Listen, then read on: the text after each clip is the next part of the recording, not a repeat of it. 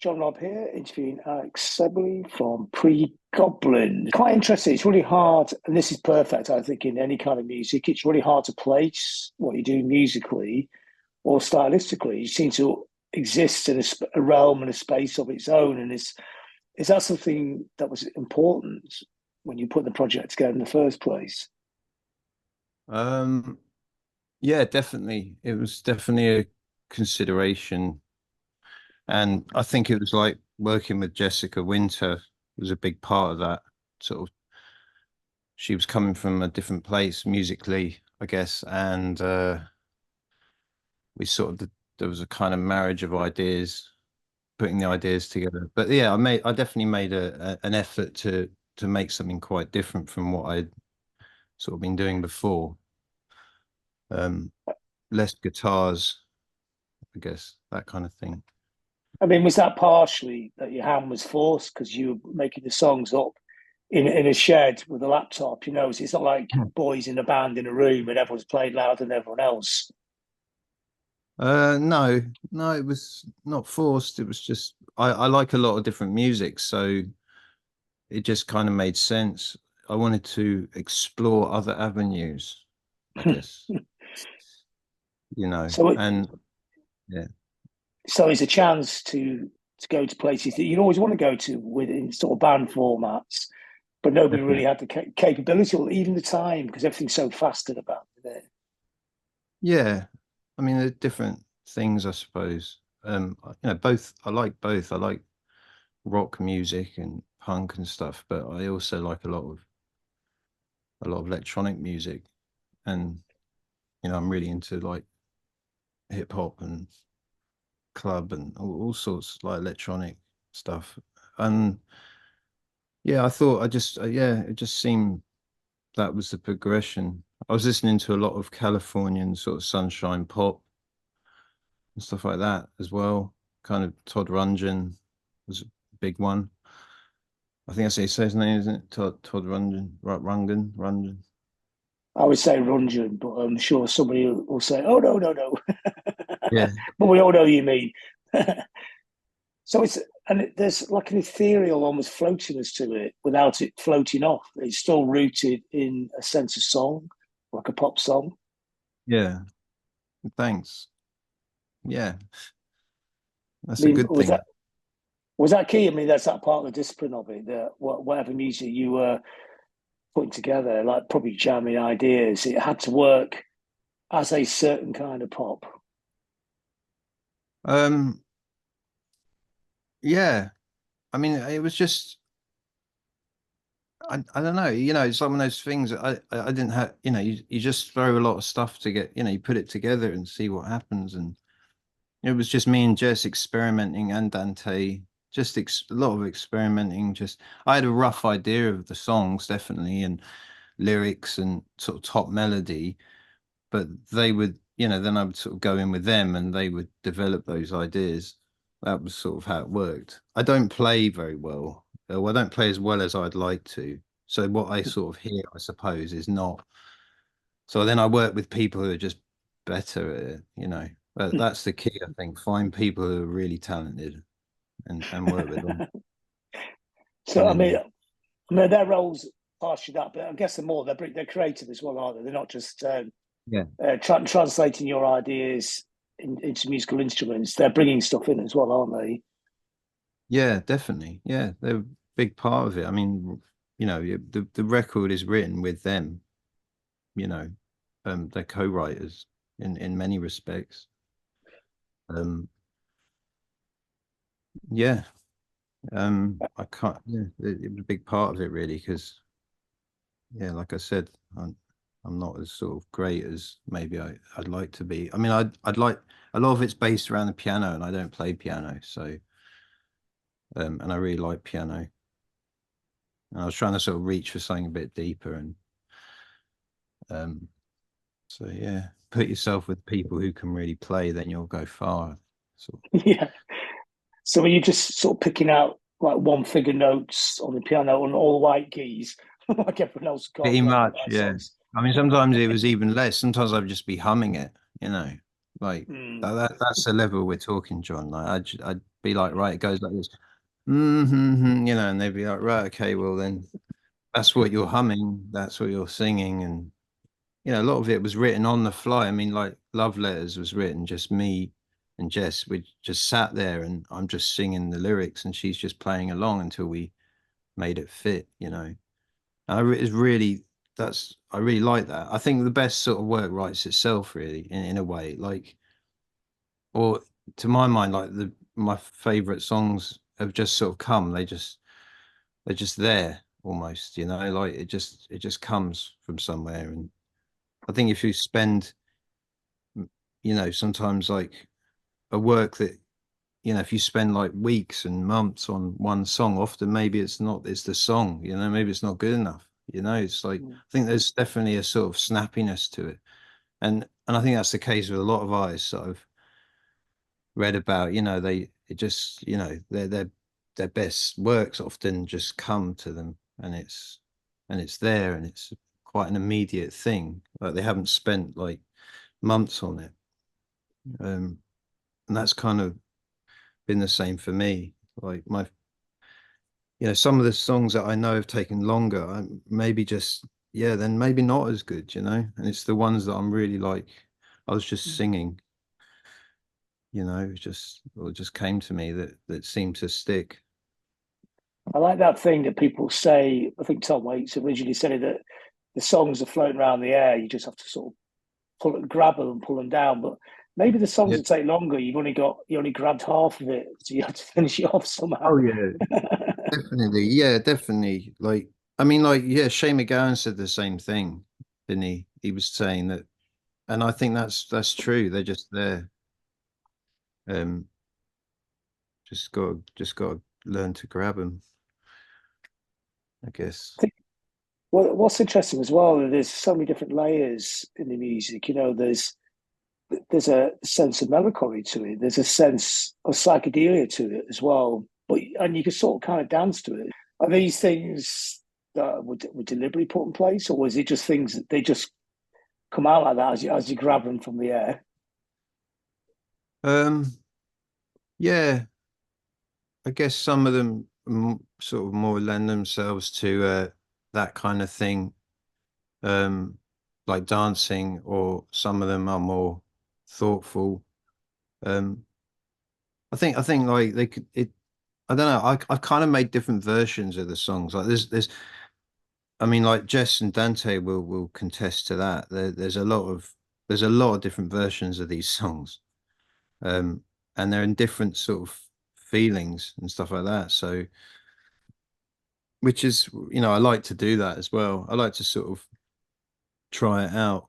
You know, um, I like that anyway. I like hearing songs done in different ways and stuff like that. So, and if someone, like, but it takes a special kind of patience and producer to work like that. So Dante's pretty patient. Like halfway through, I go, well, maybe we should try it in this style, and we'd already done it. So I owe him that, like much. Like so yeah, there's a few different versions. Like there is a big hitters. There's the ballad version, and then there's the more sort of straight driving version. Um, So you could do like Grace Jones did in the '80s, an album of the same song with 12 different, completely different versions. Actually works as an album. yeah, I really like that idea. I like that sort of thing. I like it when you hear the same song done in different ways. Like um yeah, I made a playlist once and it was like that song Money done in different ways. So the Beatles and Flying Lizard and that kind of thing really interests me. I mean, I love hearing, like, I don't know if you know that Calypso, there's that Calypso band, they've just done all the Kraftwerk songs on Oh Steel yeah. Pan. I can't Mm. remember the name, but I really like that. I like that sort of thing. Um, Acoustic stuff's really good as well. I always felt like the Pet Shop Boys should have done an acoustic album.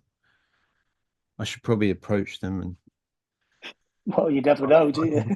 no, I think they'd really work. I think they'd really work. Give that sort of I mean, the songs already do have that sort of weight to them, but you could sort of go further into that. Um, I'm talking to Pink Eye Club actually about doing an acoustic album of his stuff. I don't know if you know his record, but he's kind of a makes dance music. But then like I was saying to him, it'd be really great to actually do an acoustic record with your songs. Like I mean, I don't know if it'll work, but that sort of thing. I'm always thinking of music in that way, and you know, different styles and playing with things and covers. Like it's subverting covers is another thing I've been doing. Like I just did a version of Lady in Red that I'm really happy with, but I've changed it so it's like a murder ballad, you know. So it's like subverted it, you know, sort of brought out Yeah, more of it. Yeah. which is a great idea, isn't it? But a song that's a wedding song, but you could turn it completely back to front into something completely different just by the emphasis on it, can't you? The emphasis on certain lines or just the intent. Yeah, exactly. Mm. Yeah. I mean, and a lot of this freedom of creation, freedom way of doing different things is because you're not in the band format anymore. And I think there's a lot to be said for laptop writing, and it's wide open, isn't it? In fact, probably the biggest problem is working out what the finishing point is, isn't it? Yeah. Yeah, definitely. Well, as they say in it, the best work is abandoned. I'm not saying Mm. I don't know if it's that. I don't think it's in this case, but often there's a lot of that. I mean, I get kind of demoitis or whatever they call it. I get real fixed on those first moments where you record a song, and I really tend to sort of find that's my favorite version. But I think that's a mistake as well in itself. Like, I mean, I really like kind of that early sort of ideas and music anyway, and I quite like sort of lo-fi sort of recordings generally. So, but I think with Pregoblin, like it couldn't. I think you know, like there's a mix of those elements. I mean, like with the recording the album, we there was a lot of it was already done, and then we took the stems that I'd done with Jessica and Dante. We like finished them off. So I took them into the studio and we kind of finished the songs. They'd taken a long time to finish, various sort of back and forth and stuff. But, yeah, I mean, in some ways, you may be right about Demoitis because it quite possibly could be the best snapshot of the song, couldn't it? Because it has the immediacy and it captures the moment, and everything else definitely. is maybe detracting from the moment. But maybe it's just different creativity, and it becomes another version. Yeah, definitely. I mean, I sometimes think, yeah, like the best of what I've done is that is if you really want to hear that, then that it's in those demos. But I don't know. I think maybe that's just an indulgence. I think there's like the demos and then there's the record and I think sometimes for me, yeah, there's like I'm quite attached to sort of those the demos because like you said, it's like the first instance and those feelings coming through. And sometimes that can be lost when you polish something too much. And um so I think, yeah, I mean, I like both and I'd like to release both. I mean, I do generally like I put stuff on SoundCloud. I put demos up or I put it on YouTube.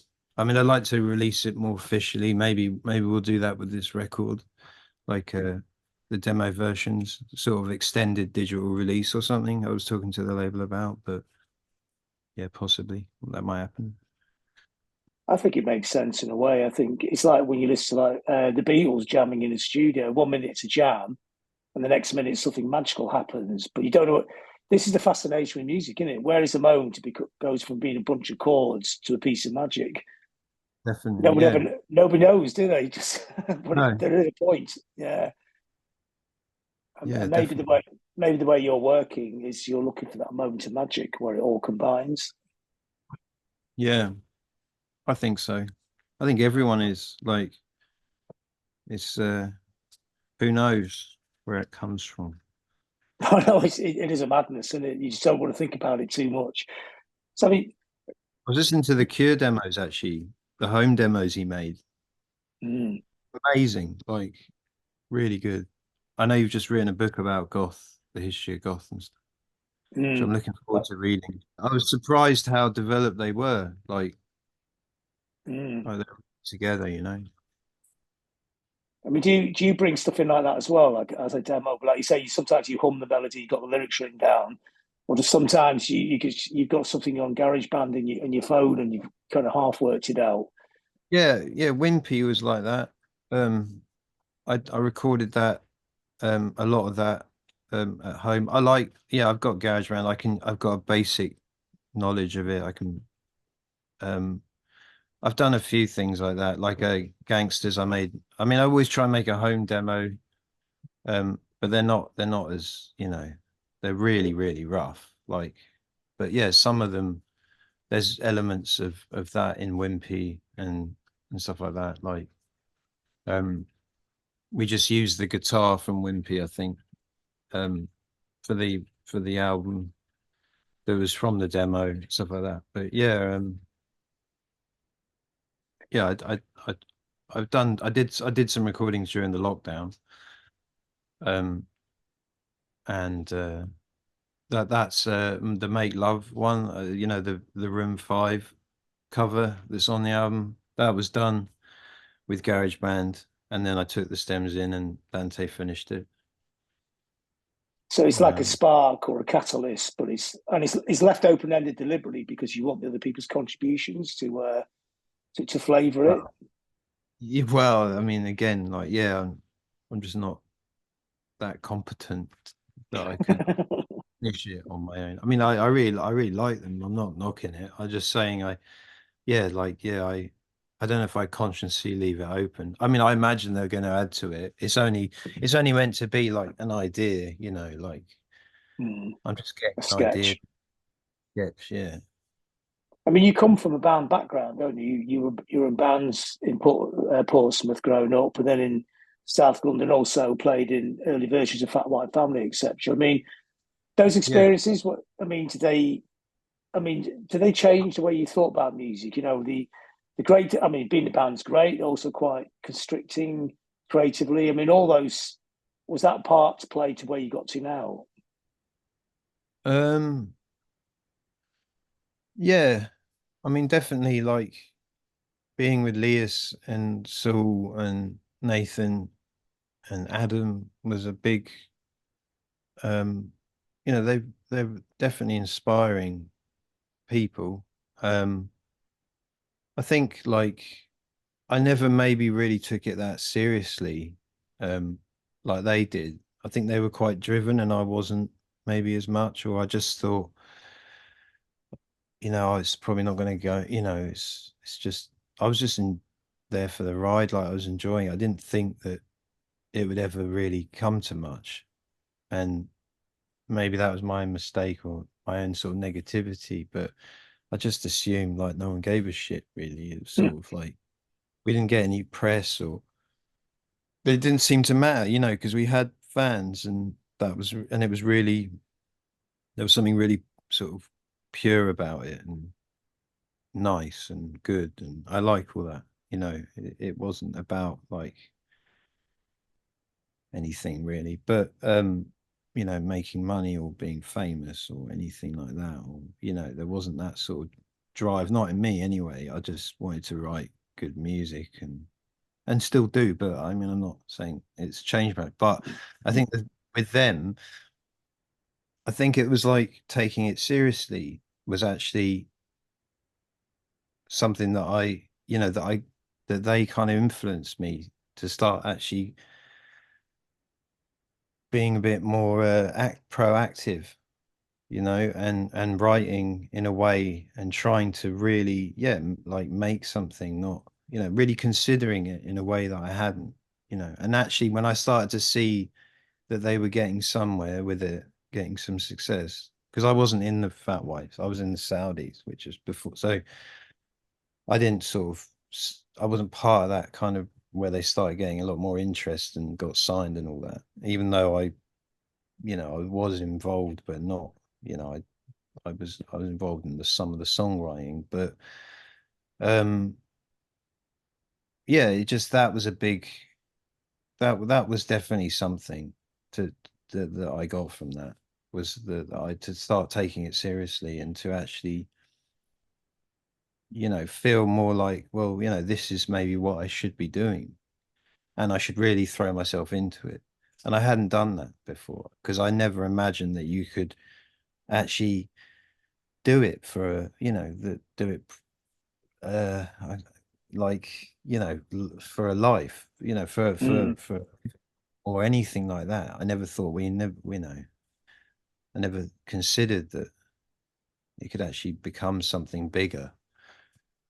And it did, and that's and they really had the drive, and that's the credit to them, I think, to have that drive and ambition. I mean, did Um, you learn much creatively from being in that kind of setup? yeah, yeah. I mean, I learned to play a bit better, and I think I learned a bit more about structure and how to like kind of put things together a bit. Um, yeah. Um, and just to kind of do it more, you know, um, to believe in it. I guess it's more of a self-belief. Like I didn't have much self-belief, and I think it was um maybe that was sort of due to being quite depressed and negative about things. So I think there was some of that sort of self-belief and that believing that people possibly did want to hear. I mean, like, yeah, we had like a basic fan base, but anything other, um, yeah, I don't know. It was all kind of new to me, so I'm really kind of grateful. Well, you know what I mean? Like, I sort of don't take it for granted, I guess. I think it's really good. Sorry, I'm waffling a bit. No, no, it's all good. I mean, and I'm moving up to London from Portsmouth. I mean, that must have been quite a sea change, really. Whereas Portsmouth, I Yeah. mean, it's a scene there, but it's small, isn't it? And it always feels like very much on the outside, I imagine. But that time you were in South London, it was kind of like a little musical epicenter. I mean, but was it for good or bad though? What was it like being in that space at that time? I mean, at first it was really good. I mean, I moved, yeah.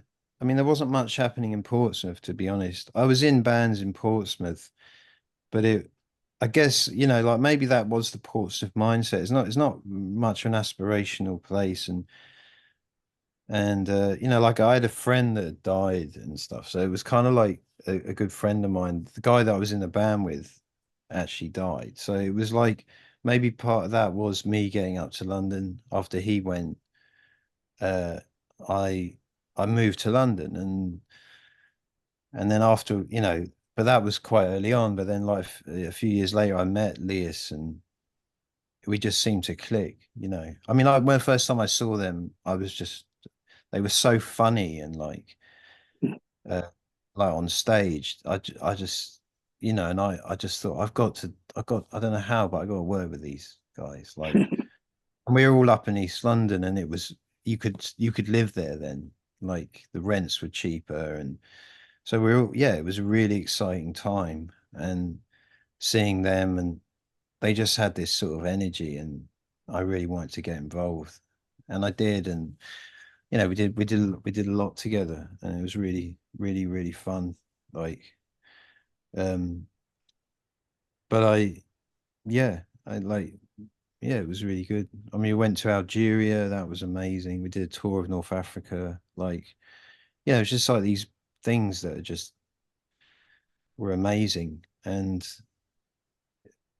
it was just really, really enjoyable. And but I think that some of that's gone now. I don't know, like about if it's quite the same now.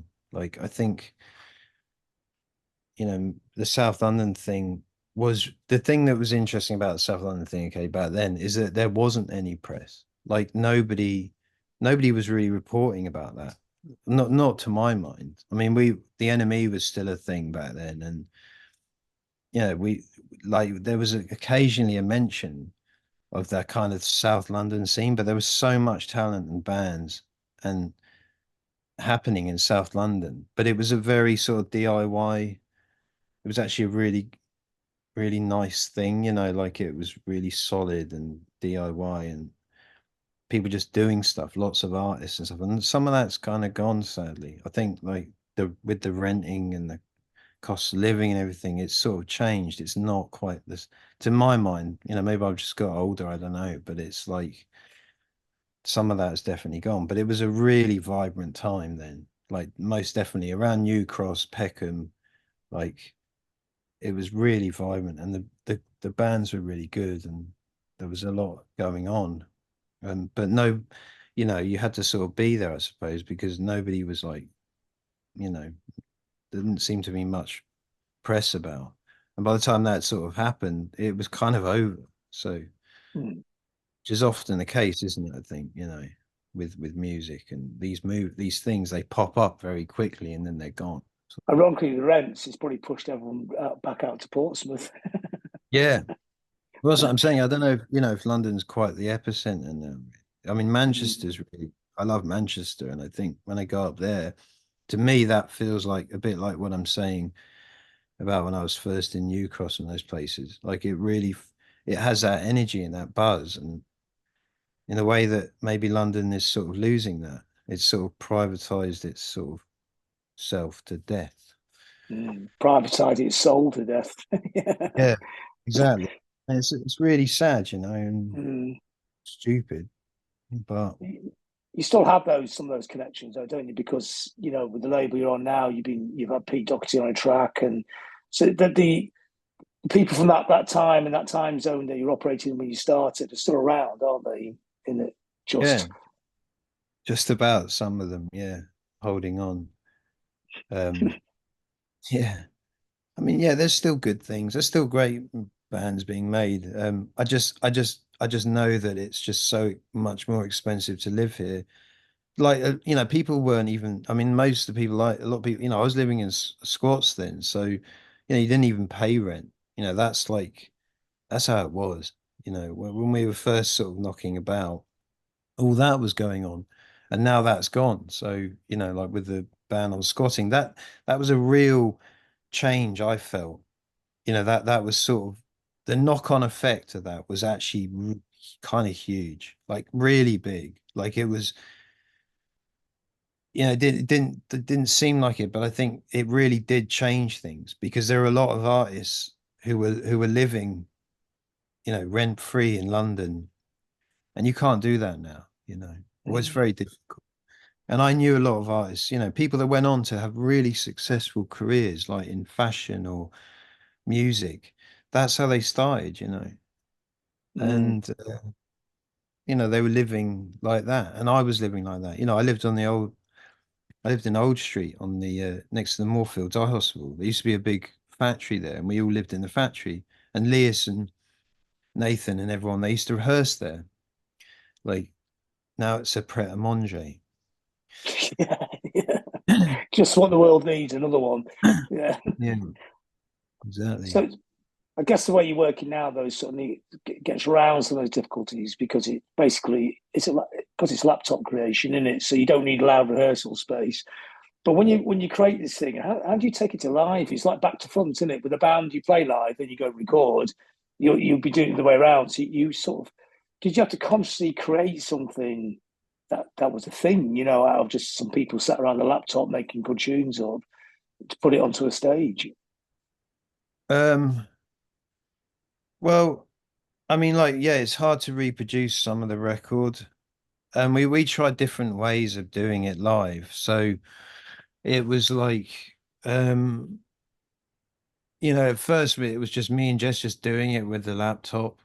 Um, and I think that was with sort of varying degrees of success. I always felt like in some ways, it really served the music, but the performance wasn't quite there. And it took us a while to sort of lock into each other a bit. Um, but then, yeah, then we tried a band and that didn't really work either. Mm, I don't know, like now we're doing the band again. Well, I'm doing the band again, but the songs more lend themselves to just to a band. I think like the album is less poppy and has been stripped back a bit, and it's a bit rawer, and I think it's okay. I think it's good with the band. Like I think it works. I think with some of the more electronic stuff, yeah, it is, you know, um, it's maybe not as easy to do, but we're not kind of doing it like that. It's almost like there's two things going on. So when you come and see us live, you're hearing the a different version again of the kind of record. Like it's not the record, and I don't think Mm, that's the purpose of live, is to just reproduce the record. I think mm, it's more about, for me, just the kind of energy of it, or the feeling, just getting the feeling across something, but not the record. I mean, I wanted to do like a Casio version at first, so it would be a complete departure, or more, or maybe even like a really heavy version of the band. So it's just like heavy guitars and stuff, and then the record's quite different, which I'm told is a bit of a wacky idea because people come and see you and then they buy the record and they're disappointed. But maybe they maybe, maybe they see you, someone buys them the record and they're not as disappointed. mm. I I don't like know. Yeah. I like the idea of a duo on a laptop. I've seen so many people do it in the last couple of years. I mean, obviously economically it makes sense. It's much easier to tour, but now because sonically, because the sounds are so good, aren't they? You know, if Yeah. digital sounds, you can sound more powerful than a band. You know, and it's just a table, laptop, and two people delivering the songs. The minimalism is actually quite enticing. Yeah, it definitely, I mean, you make a lot more money, and that was great. That was really good. No, but like, like I was doing it originally all by myself, just like on my own at first, and then it was me and Jessica. But yeah, like money wise, like, and you just pack, it's like one laptop is so easy. I mean, I find it quite a struggle to like, rehearse and get people together. I find it quite annoying. Like, um, but I think it's kind of worth it, like I've done the whole laptop thing, and I don't know, like I do think kind of a band is better Yeah, in this. you got to serve the songs. If the songs are Yeah, telling you that's the way it goes, it's the way it goes, isn't it? So yeah. we've only got about 90 seconds left here. So I mean, so what the plans now is? Have you got is what's coming up?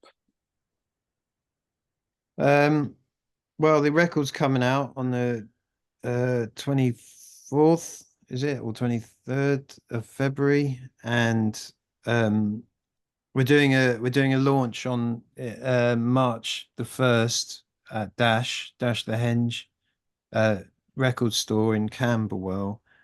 Um and so we got that, and we got a few gigs coming up, um doing a few shows, doing a small tour.